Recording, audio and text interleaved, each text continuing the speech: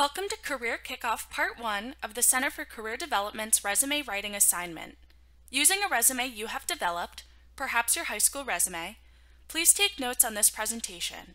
You will be graded on a first draft resume and a final draft resume. If you have not already done so, please pause the video now to take out a notebook or open up a document to take notes on. This presentation will cover the following topics: personal branding, the Center for Career Development, sections of the resume, formatting and details, transferable skills, tailoring bullet point statements, and tailoring your resume. This will be followed by a short Mythbusters quiz on the topics we covered throughout the presentation. When do you think a student should visit the Center for Career Development? Many of you might say junior or senior year. We have found that students often have traditional beliefs about career. There's a false idea of career development where individuals believe career services is just for finding a job for after graduation, or that there is an exact timeline to follow. So before we answer the question of when students should visit our office, let's look at career development through a new perspective. Taking a look at these 4 logos on the screen, do you recognize these brands? I'm sure you are able to identify these as Nike, Snapchat, PlayStation, and Apple. See how easy that was? Now let's think why. It's because companies spend millions of dollars advertising their brand to consumers. They target their particular markets and know what values and ideals they want to communicate about their company. They understand the impact of a strong brand in the marketplace, as well as the devastating impact of a weak brand. Just like these companies, students should start thinking about developing their personal brand as a professional. Why did you come to college? This is why you're here. You are at UConn to begin developing your brand through your education and experiences, rather than to check off items on a list. Notice that we say begin developing. We'll talk more about this on the next slide. Quickly take a look at the logos on the screen. Look at McDonald's first logo in 1940. What do you think? Most of you have probably never seen it. Some of you may be familiar with the second logo. But most of you will recognize the 7th logo, which was created in the 90s. The key point here is that brands change over time. Do you think McDonald's first logo would work today? Maybe, but I bet it's safe to say that the current logo is more in tune with the current times. The first logo has an old school feel, while the current logo is sleek and modern and definitely represents a technological age. As a student develops their brand, they have to be prepared to modify it as they gain experience. Note, after the 3rd logo, McDonald's only made subtle changes to remain current. Students don't have to completely overhaul their brand to have a strong impact. That's why this is the most important objective. It requires you to shift your mindset, breaking down what you've been conditioned to believe about a major or career choice. You are here at UConn to determine who you are as professionals, which is a process that is independent of your class year, major, or industry. We're going to show you how we attempt to dispel these misconceptions and help students change their perspective on career. How do we do this at the Center for Career Development? We recognize that students need to be met where they are in terms of career. We understand that some of you may have come to college and may have had an internship before, and some of you may have not. Some of you have had other types of experiences that have led you to where you are. At the Center for Career Development, we are committed to helping you work through your process of career development, starting from whatever point you are currently at and moving forward.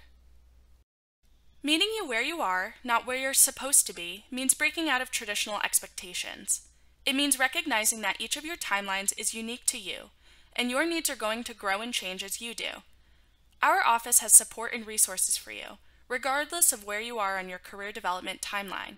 From helping you choose a major to 20-minute resume critiques, as well as graduate school preparation. Listed on the screen are additional ways we can assist you. The Center for Career Development also hosts various programs and events. These include networking events, professional portraits, on-campus interviews, and career fairs.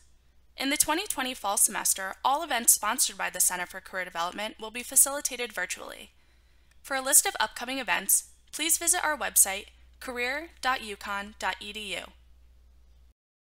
So with all of these resources and services available, where do we get started? We at the Center for Career Development would like to see you use your resume as a roadmap. On your resume, you will document your accomplishments, but also notice areas where you can build your skills. Additionally, are all the skills you possess reflected on your resume? Building your brand starts with this document. Like we witnessed in the evolution of logos for McDonald's, we will be evolving your high school resume into your undergraduate resume. On the upcoming slides, we're going to discuss the basic components of a resume. At the top of your resume is your contact information, which contains your full name, address, phone number, and email. Your name should be in large bold letters. Underneath your name, list your address. You can use your home or school address, but only include one. Make sure to write out the full address. States are the only abbreviations you should have on your resume, so words like drive, avenue, and street should be written out. Include a phone number that has a professional voicemail setup. Then list your UConn email address. Using your UConn email address associates you with one of the top public universities in the country and connects you to the many employers UConn works with. If you choose to use a personal email address, make sure it's professional. Old emails such as sportsgirl20@gmail.com and toocoolforschool@hotmail.com are no longer acceptable. Also, if you have a LinkedIn account, we recommend including your personalized LinkedIn URL in your contact information. You can personalize your URL in the settings on your LinkedIn profile. After your contact information, the next section on your resume is the objective statement. As a first-year student, you may not be applying for a specific position or in a particular field. However, when you do have something specific you are applying for, be sure to include an objective statement. It makes a good impression and allows you to showcase your interest and skills to the employer immediately. Objective statements include the following components: type of position or title of the position you are applying for, the company, organization, field, or industry, and the top 3 skills you possess that are most relevant to the position. Generally, these skills can be found in the position's description. For example, if you are seeking to obtain a part-time summer job as a lifeguard, you might include skills such as teamwork, problem solving, and communication. The skills you have in your objective statement should be showcased throughout your resume by the various experience, activities, organizations, and other opportunities you have become involved with throughout your time at UConn. Next is the education section. List University of Connecticut, Stores, Connecticut. Do not abbreviate it to UConn. Under that, list your degree. For most students, it will be listed as Bachelor of Arts or Bachelor of Science, followed by your major. Next to your degree, list the month and year you will graduate. Students who are undecided on a major or in the ACES program can write Bachelor of Arts undeclared, and then the month and year you will graduate. Underneath, you can write emerging academic interest and then the major you are thinking about selecting. If you have a minor, concentration, or track, you can list that under your degree information. If you're in the honors program, list your degree and write honors program underneath. Although you do not currently have a GPA, consider adding it next semester if you have a 3.0 or above. To do so, list your GPA out of a 4.0 scale directly underneath the line with your degree. Next to your GPA, you can list academic awards or scholarships you might have received. As a first-year student, you can list your high school information underneath your UConn information using the same format. Instead of saying Bachelor of Arts or Science, you will say high school diploma. However, now that you are in college, it is important to remember that your high school information should be removed by your junior year. The experience section on your resume is where you can list different work experiences, including part-time jobs and internships. For each experience, there are several components you must include: the name of the company or organization, the city and state where they are located, your job title, and the month and year you started and ended the position. If you are currently working there, you can write your start month and year and then write present. The activities section on your resume has a similar format to the experience section, but it is a separate category. Here you can list clubs, organizations, and the other experiences you have been involved with on and off campus, such as volunteering. After you have the basic information written for each experience and activity, you will write bullet point statements underneath. In general, each experience should have between 1 to 3 bullet point statements, depending on your level of involvement and how relevant it is to the position for which you are applying. We will learn more about bullet point statements later in this presentation. All experiences within each section should be organized in reverse chronological order. That means you will list your most recent experience directly below the section heading and then continue listing experiences, ending with your oldest position. This allows employers to see what you are currently involved in, but also highlights your background and how you progressed to where you are now. Another section to include on your resume is the skills section. These are different from the skills you listed in your objective statement. These should be hard skills, which are skills that are specific, teachable abilities that can be defined and measured, such as the ability to use software programs or a CPR certification. You can separate your measurable skills into different categories, such as language, computer, or laboratory. You may also use descriptors before each section, such as proficient in, basic knowledge of, or fluent in. Do not say you are proficient in a program or fluent in a language that you are not. Regardless of your major, it is important to put computer skills on your resume, even if they are general programs like Microsoft Word and PowerPoint. Skills will vary for each major, industry, and field, so be sure to find out what skills are needed for your specific area of interest. When creating your resume, you want to make a good first impression. It should be neatly organized and follow some general guidelines. Typically, your resume should be 1 page long, though some graduate programs and industries may require longer. Margins should be between 1/2 inch and 1 inch wide on all sides. Your font size should be between 10.5 and 12, while your name should be larger and bolded at the top of your resume. Your section headers may also be larger. In every experience on your resume, you should include the core 4. This includes the name of the company or organization, the position title, the start date to end date or present, and the location. Be sure that when you format each experience that you use bold and italics consistently throughout the resume.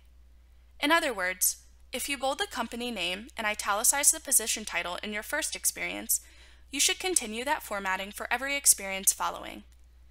You should also choose a common professional font for your resume, such as Times New Roman or Garamond. Avoid using an unprofessional font such as Comic Sans or one that is difficult to read. Continuing with general guidelines of creating a resume, avoid using tables or grids. Additionally, do not use templates. Templates may look nice, but they are pre-designed with grids and fonts which make adding content in the future challenging. Templates also cannot be read by applicant tracking systems, which many large companies use for their applications online. Also, avoid using abbreviations, except for states. Check your resume many times to make sure there are no typos in your document. Also, look out for personal pronouns, as they should not be included in a resume. Lastly, pay attention to tense. For experiences which have ended, your starting action verb should be in the past tense. For experiences that are still occurring, your action verb should be in the present tense. Bullet points are 1 to 2 lines that describe what was accomplished or learned in a certain experience. Bullet points are the most critical component of your resume because they allow the reader to understand how each experience relates to the one for which you are applying. Bullet points also allow you to describe the quality of your work and capitalize on your transferable skills. In this example, the student included 1 bullet point under each of their leadership positions. Transferable skills are abilities, attributes, and personal qualities obtained during your studies and experiences that you can use across industry lines. You may have previously heard these called soft skills. Your bullet points are where you can express your transferable skills that you shouldn't include in the skills section of your resume. Each bullet point statement you write is an opportunity to express a different transferable skill. Every bullet point statement should explain 3 things: what task or responsibility you completed, how you completed the task or responsibility, and why you completed it. The what can be the situation or task, such as read articles. The how covers which skills you utilize to complete the task or responsibility, such as editing, communicating, writing, proofreading, and analyzing. Think about the transferable skills we talked about in the last slide and which of those you may have used. The why of your bullet point statement is the outcome or reason for the task. For this example, the why is to help the staff have accurate information and make sure articles were clearly understood. Putting it all together, you should explain what your task was, which skills you used to complete that task, and what the outcome or result of that task was. Consider including numbers and other details to your bullet points to add more context to your experience. Additionally, an easy way to incorporate the how into your bullet point statement is to choose a strong starting action verb that expresses that transferable skill. In this example, the student might start their bullet point with edit or analyze. Now, the key to all of your bullet point statements is tailoring them for the experience for which you're applying. The first step is thinking about the purpose of your resume and what you're using it for. First, you take your desired position. For this example, we are using our resume to apply to be a tour guide at the University of Connecticut. Now we look at the previous experience that we are writing a bullet point for. The position we will be using in this example is a cashier at a grocery store. Looking at both experiences, our goal is to identify a shared skill between the desired position and the previous experience. This is the skill, or how, that you will be highlighting in the bullet point. Defining a shared skill requires a little bit of reflection. What do these two positions have in common? The first is knowledge of the organization. As a cashier, you must be knowledgeable about where things are located in the store and what is available. Tour guides must also be knowledgeable of the campus, where things are, and what programs and services are available. In both positions, the employee must have strong communication skills.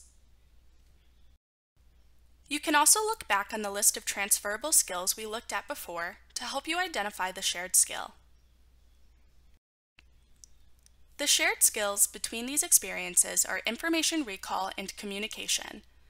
The reason why going through this process is so important is that even though one of your past experiences might not seem too related to your desired position, you can show the reader how you have developed skills that are relevant to and necessary for the position. With the shared skill in mind, this student can create a tailored bullet point such as communicate effectively with guests, demonstrating a strong knowledge of store merchandise and ensuring a positive customer experience. Using what you have learned in the previous slides about bullet point statements, pause the video here and choose one bullet point on your resume to edit. We have already learned how we can tailor our resumes by editing our bullet points. However, you can also tailor your resumes by editing your sections and your skills. You can reorder or rename some of your sections to showcase your relevant experiences. For example, you might have a section titled Relevant Experience or Related Experience. Some students title their sections more specifically. For example, a student in the School of Engineering might have a section titled Engineering Project Experience where they include course projects. Your skills section is also a place where you can showcase the skills that are related to the purpose of your resume. Depending on the purpose of the resume, there can be a variety of measurable skills listed, such as computer skills, languages, social media, certifications, application programming, laboratory skills, and licenses. It is a good idea to look at the qualifications and requirements listed on a job application to see what measurable skills they are looking for in applicants. From there, you can include the related skills that you possess in your skills section. Take a look at these two resumes. This is an example of how tailoring your resume makes a big difference. The experiences and abilities included in these resumes are exactly the same. However, Jonathan Husky showcased his skills differently in both of them. On Resume A, Jonathan Husky created a section titled Museum Experience to highlight his relevant experience.